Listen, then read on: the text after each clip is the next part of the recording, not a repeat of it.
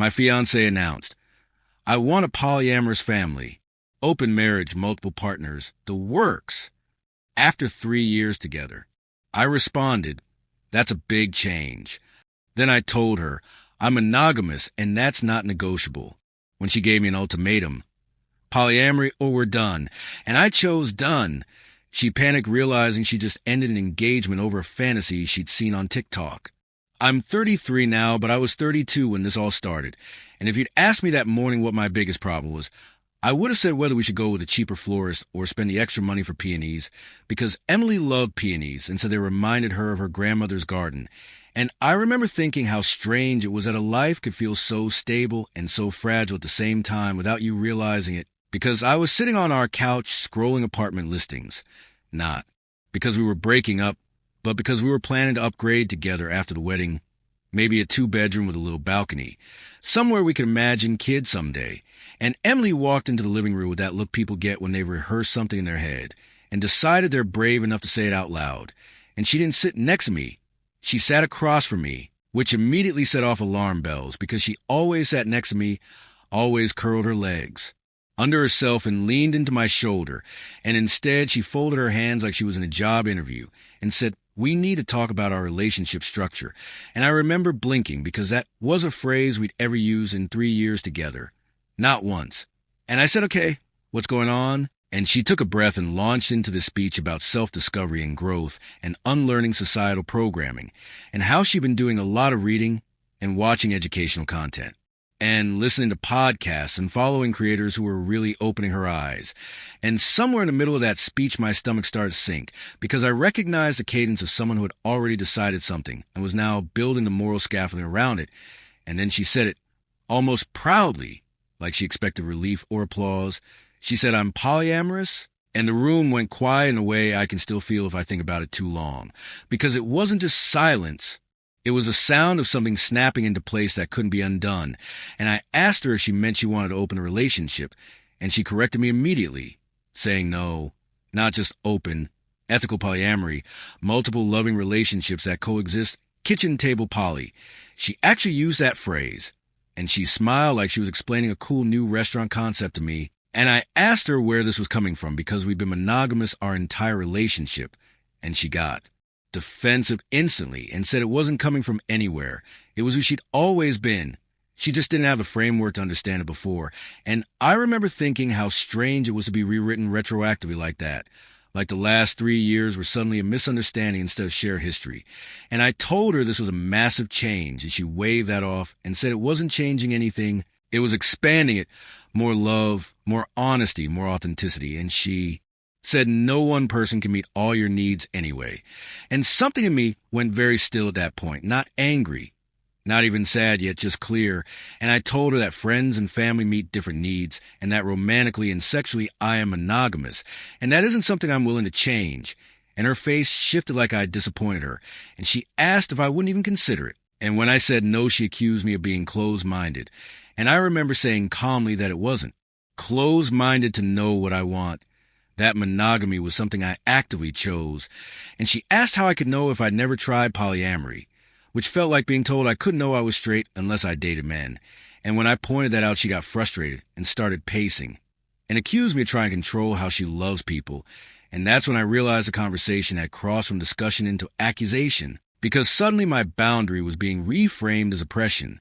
And I told her she was free to love however she wanted, but I got to decide what kind of relationship I was in. And she stopped pacing and looked at me and said, "So that's it? You're shutting this down?" And I said yes, because what she was asking wasn't a small adjustment.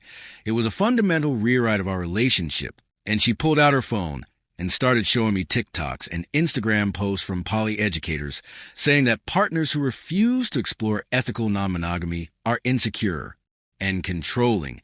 And I remember thinking how surreal it was to watch my engagement unravel because of short videos filmed in ring lights.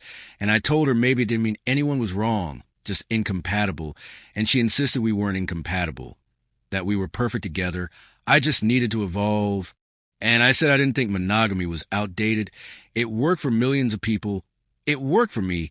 And that's when she went quiet and said she couldn't be monogamous anymore, that she needed this to be happy. And I said okay, because there wasn't anything else to say, and she asked if that was really all I had. And I told her she was telling me she needed something I couldn't give, and that sucked, but it was reality. And then she said the line that still echoes sometimes. She said, "So you're choosing monogamy over me, over 3 years together." And I told her she was choosing polyamory over me. And she said it wasn't the same because she was asking me to grow and I was being rigid. And I said asking someone to change their core relationship needs isn't growth. It's incompatibility. And she raised her voice and said if I loved her, I'd at least try. And I said if she loved me, she wouldn't ask me to. And we just stared at each other, knowing it was ending in real time. And when she finally said, "Then I guess we're done," I felt oddly numb, like my body had already moved on before my heart caught up. And she packed an overnight bag and said she'd stay at her friend Lauren's place. And before she left, she told me this showed who I really was, that she thought I was more evolved, and I didn't respond because there was nothing left to defend. And after she left, I sat there for hours staring at the wall until my friend Mark called me back and said, "Dude, what happened?" And I told him everything, and he was quiet for a long moment before saying she ended your engagement over TikTok. And hearing it like that almost made me laugh. But I didn't because it hurt too much. And the next day she texted saying maybe we got too emotional and could talk. And when I pointed out that this wasn't a communication issue but a fundamental mismatch, she suggested compromises that weren't compromises at all, like her dating other people while I stayed monogamous and tried to be okay with it. And when I said that wasn't reasonable, she accused me of being controlling and cited her therapist. And when I asked whether her therapist actually said that or whether she told a selective version of events, she hung up on me. And then came the logistics, her coming by with her mom and her best friend like it was an intervention. Her mom accusing me of throwing away a beautiful relationship because I was insecure. Her friend citing statistics about polyamorous divorce rates like this was a debate I'd signed up for. And Emily standing there silent, not meeting my eyes.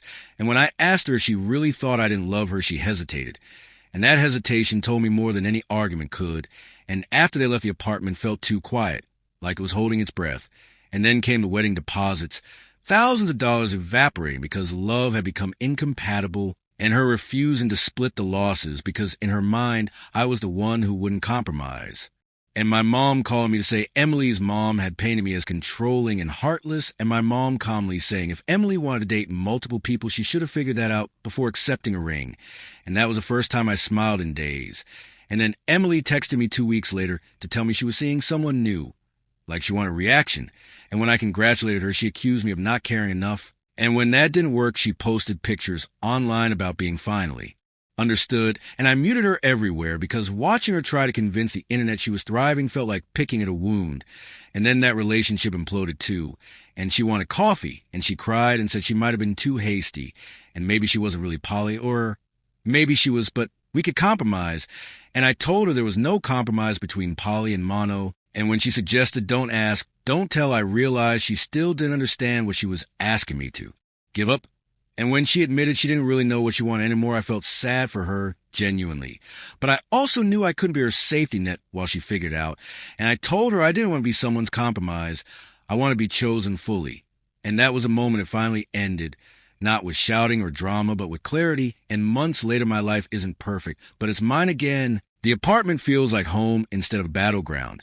The silence feels peaceful instead of heavy. I've gone on a few dates with people who want the same things I do, and sometimes I still think about the wedding money we lost and wins. But then I think about the life I would have lost if I'd said yes just to keep her, and I know I made the right choice, because love isn't about evolving past yourself. It's about aligning with someone who wants to stand in the same place you do, and walking away from 3 years hurts. But walking into a marriage where you're already erasing yourself hurts more. And I'd rather be alone and whole and partnered and slowly disappearing. And that's where I am now, just moving forward, one quiet, honest day at a time.